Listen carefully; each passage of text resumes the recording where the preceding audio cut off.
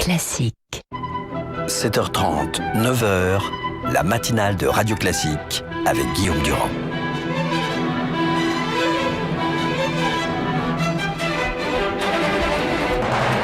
L'invité politique sur Radio Classique et LCI. Je suis ravi de vous retrouver sur l'antenne de Radio Classique et sur celle de LCI. Nous sommes avec Valérie Pécresse. Bonjour, candidate des Républicains pour les régionales en Ile-de-France. Parmi les événements donc d'hier et d'aujourd'hui, il y a notamment l'engagement de l'exécutif dans cette campagne avec Manuel Valls qui a présidé un comité interministériel sur le Grand Paris et François Hollande qui est aujourd'hui en Seine-Saint-Denis. Est-ce que vous avez l'impression que l'exécutif c'est tous contre Pécresse ? C'est une évidence que mon adversaire socialiste est accroché au basque du gouvernement et de plus en plus. C'est-à-dire qu'il ne se déplace qu'accompagné au minimum du Premier ministre et au maximum du Président de la République. Donc c'est une campagne déloyale d'après vous ? Je pense qu'on est dans... C'est logique. Non, on est dans le mélange des genres le plus total, mais simplement je pense pas que les Franciliens seront dupes. Je pense pas qu'ils sont dupes d'un Président de la République qui revient en banlieue alors que c'est l'un des grands fiascos du gouvernement et de la région. L'Île-de-France, c'est la région de toutes les inégalités. On le voit en matière de sécurité, on le voit en matière d'éducation, en matière d'emploi, en matière d'urbanisme. Et quant au Grand Paris dont vous parliez tout à l'heure... Parce que Manuel Valls a annoncé hier la construction de 70 000 logements, de logements sociaux, justement, a-t-il dit, et le repérage d'une quinzaine de sites sur lesquels on va en construire de nouveaux. Donc c'est une manière de parler de la campagne aussi. Oui, Guillaume Durand, mais depuis 3 ans, le Grand Paris est un projet laissé totalement en jachère par le gouvernement. Il y a 3 mois, Manuel Valls n'avait rien à dire sur le Grand Paris. À 50 jours de l'élection, il se découvre enfin une passion pour le Grand Paris. Personne n'y croit plus. Et quant à l'idée de construire encore des logements sociaux, je dis où ? Parce que si on parle de ghetto, si on parle d'apartheid urbain comme le fait Manuel Valls de manière très très forte et très virile, il faut aussi se demander qui en est responsable. Il faut aller à Évry, il faut aller à Courcouronnes où se rend le président de la République aujourd'hui et se dire que en ayant empilé de la misère sociale sur de la misère sociale, en ayant construit du logement social sur du logement très social et encore plus de logements très sociaux. L'argumentaire, c'est de dire que dans les municipalités de droite, personne n'en veut. Donc il faut les forcer. Mais là où il y a un vrai tabou à briser, ce n'est pas pour dire qu'il faut construire du logement social. Partout, c'est la loi, il faut l'appliquer. Non, le vrai tabou, c'est de dire que la mixité sociale, ça marche dans les deux sens. Et que ces élus qui ont ghettoisé les quartiers en y concentrant la misère sociale pour des raisons essentiellement électorales, soyons clairs, ça a 60 ans, Mme Pécresse, c'était pas pour des raisons électorales. Mais Guillaume Durand, allez à Sartrouville, allez à Mantes-la-Jolie, allez en Chanteloup-les-Vignes, allez dans les villes populaires qui sont aujourd'hui dirigées par la droite depuis un certain nombre d'années et vous y verrez des maires totalement engagés. Allez à Drancy, vous verrez des maires totalement engagés à détruire les ghettos et à reconstruire leur ville en y amenant de la mixité sociale.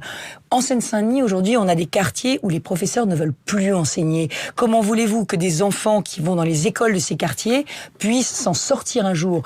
Moi, je romprais le tabou de dire que la mixité sociale, c'est dans les deux sens. Si je suis présidente de région, je refuserai de financer du logement très social, là où il y en a déjà plus de 30, 40, 50%. On financera de l'accession sociale. Mais ce, dans toutes les directions, toutes les mairies. On financera de l'accession sociale à la propriété et on financera du logement intermédiaire pour les classes moyennes. Et je voulais revenir à ce que je disais tout à l'heure sur l'intention de la campagne, parce qu'il y a beaucoup de batailles entre vous et Barthelone. Est-ce que vous considérez, de votre point de vue, que la campagne est déloyale ?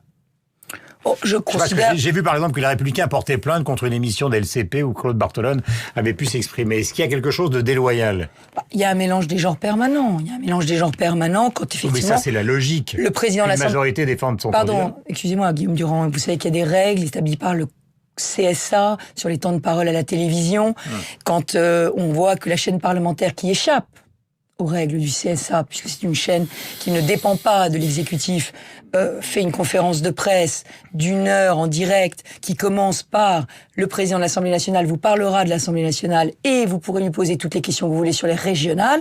Je considère qu'effectivement il y a un mélange des genres. Et alors vous demandez quoi ? Eh bien j'ai demandé effectivement que l'équité démocratique entre les temps de parole des candidats soit respectée, y compris sur cette chaîne parlementaire. Vous savez que sur le même thème, les socialistes ont considéré que dans certaines municipalités, vous stockiez des affiches avec des agents qui étaient des agents municipaux au seul profit de votre campagne. Mais c'est inexact, monsieur Durand, c'est inexact. Il y a eu une erreur d'aiguillage de tract à Lizy-sur-Ourcq. J'ai porté plainte contre X sur cette erreur d'aiguillage de tract pour comprendre ce qui s'était passé et c'est une municipalité, de 3000 habitants en Seine-et-Marne. Je ne crois pas que ça se compare avec la puissance de feu de l'Assemblée nationale. Donc il n'y a pas eu manipulation des agents municipaux pour s'occuper des tracts. Mais il n'y a eu absolument rien de tout ça. Et la justice... Logique, non ? D'abord, il n'y a rien eu de tout ça. Ensuite, je n'ai rien à voir dans cette affaire. Et troisièmement, la justice est saisie et elle fera toute la vérité. Et je ne crois qu'il faut savoir faire preuve de discernement. Si vous comparez la mairie de Lizy-sur-Ourcq à la puissance de l'hôtel de la Sey, avec tout ce que ça comporte comme moyen, je pense que vous faites une erreur, monsieur Durand. Est-ce que vous considérez, Valérie Pécresse, qu'il y a une sorte d'impact ou que votre campagne est impactée par des sondages qui donnent le Front National plutôt gagnant pour l'instant, hein. Ce ne sont que des enquêtes d'opinion dans le Nord et dans le Sud de la France. Mais aujourd'hui, je fais une campagne sur les propositions. Et je crois que le Front National ne prospère que sur... notre impuissance ou l'impuissance du politique.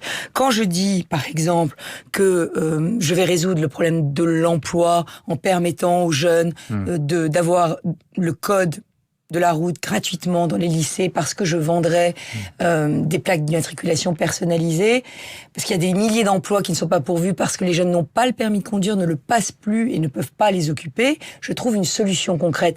Quand je dis que je vais retrouver 100 000 stages à des jeunes qui n'ont pas de relation, parce que à chaque fois qu'on demandera une subvention à la région Île-de-France, eh bien, je demanderai qu'en contrepartie, on prenne un jeune, soit en stage, soit en résultat économique est la meilleure réponse au pas forcément les résultats, pas seulement les résultats économiques en matière de sécurité. Ouais. Je suis très heureuse de voir aujourd'hui qu'après que j'ai déposé une proposition sur la fraude dans les transports, le gouvernement dit ah oui, c'est un sujet, la sécurité dans les transports, la fraude dans les transports. Les contrôles qui ont été décidés, ça fait partie des informations de ces dernières 24 heures. Est-ce que c'est une bonne nouvelle qu'on puisse, ou que les agents de la SNCF ou de la RATP puissent procéder à eux-mêmes à des contrôles? Ça fait plusieurs mois que je le demande. Simplement, le gouvernement tourne autour du pot.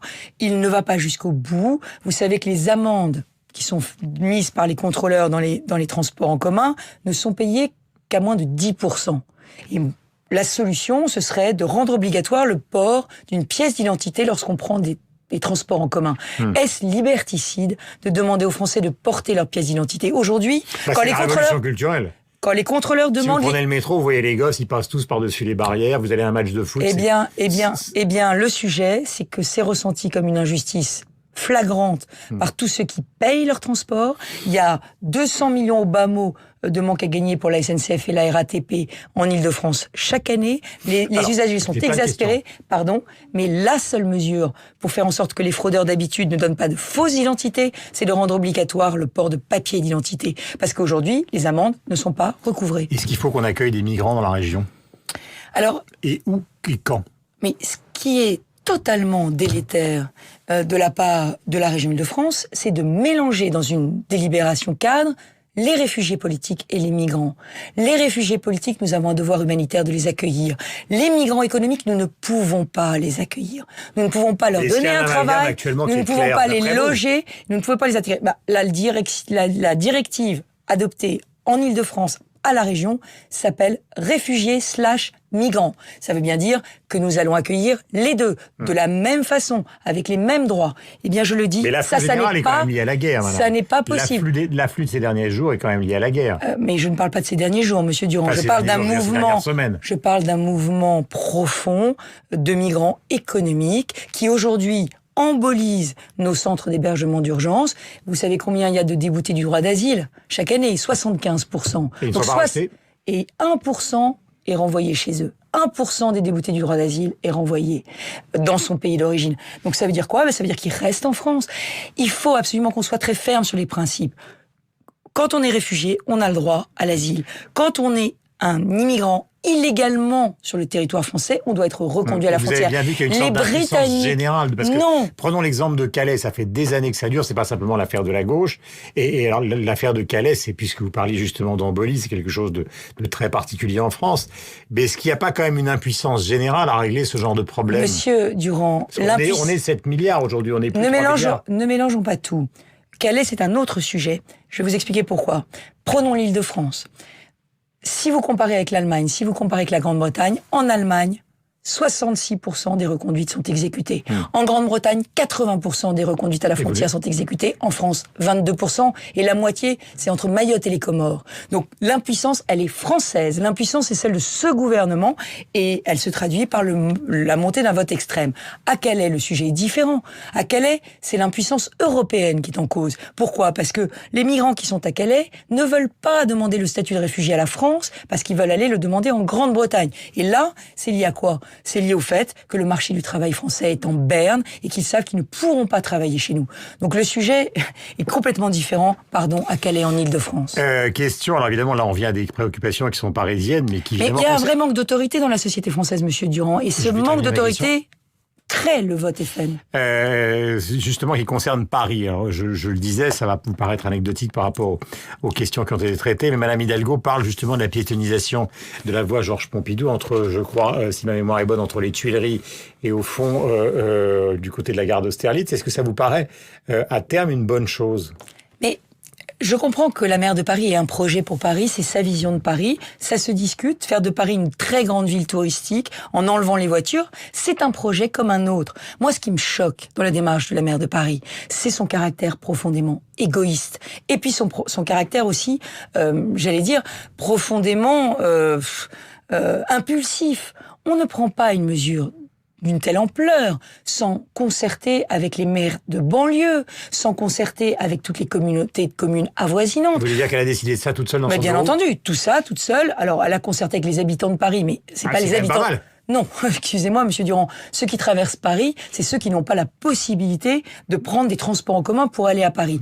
Pour faire une mesure comme celle-là et qu'elle soit vraiment acceptable, il faudrait faire des parkings aux entrées de Paris pour que tous ceux qui, comme moi, le matin arrivent en voiture à Paris puissent laisser leur voiture et profiter d'un Paris piéton. On ne peut pas aujourd'hui. C'est pour ça que la région Île-de-France doit être dirigée par quelqu'un qui tiendra tête à Madame Hidalgo sur ces sujets. On ne peut pas gérer Paris de manière égoïste. Les voitures, c'est des personnes, les automobilistes, c'est des personnes qui n'ont pas le choix, qui n'ont pas d'autre choix. Et Madame Hidalgo leur dit, je ne payerai pas le prolongement du RER E, je ne payerai pas les parkings aux portes de Paris, je ne payerai pas la prolongation de la ligne 11 en Seine-Saint-Denis. Ça n'est pas acceptable. Il faut aujourd'hui que chacun prenne sa part de l'effort. Ça ne veut pas dire que je conteste le projet de Madame Hidalgo, mais ça veut dire que ce projet, il doit être concerté avec l'ensemble de la région. Le point de vue de Valérie Pécresse, donc candidate des Républicains au régional, sur l'antenne de Radio Classique. Bonne journée à vous. Bonne journée à vous sur l'antenne d'LCI. Nous étions ravis de faire course commune pendant cet entretien et on retrouve Sophie Paolini sur l'antenne de Radio Classique.